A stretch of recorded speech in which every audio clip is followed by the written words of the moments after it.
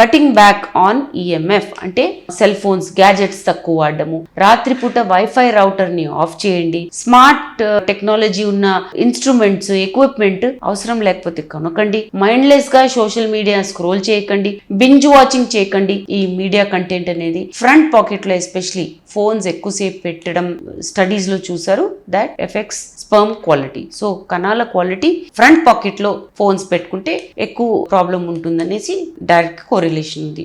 Laptops నుంచి కూడా EMF అనేది రిలీజ్ అవుతుంది. సో ఈఎంఎఫ్ అనేది డైరెక్ట్ గా వన్ లైన్ లో రిలీజ్ అవ్వదండి. ఒక గ్యాజెట్ ఉందంటే అన్ని దిక్కుల నుంచి ఎలక్ట్రోమాగ్నెటిక్ ఫ్రీక్వెన్సీస్ వస్తాయి. సో ల్యాప్టాప్ వాడుతున్నప్పుడు పైన నుంచి కింద నుంచి అన్ని హీట్ వల్ల ఎలక్ట్రోమాగ్నెటిక్ ఫ్రీక్వెన్సీ వస్తుంది. సో డైరెక్ట్ గా ఎక్స్పోజర్ పెట్టుకోకండి. టేబుల్ మీదనో లేదా ఒక ప్యాడ్ పెట్టుకొని తొడ మీద పెట్టుకోవాలనుకుంటే అలాగా వాడచ్చు. ఎలక్ట్రోమాగ్నెటిక్ ఫ్రీక్వెన్సీ ఖచ్చితంగా స్పర్మ్ క్వాలిటీ తగ్గిస్తుంది.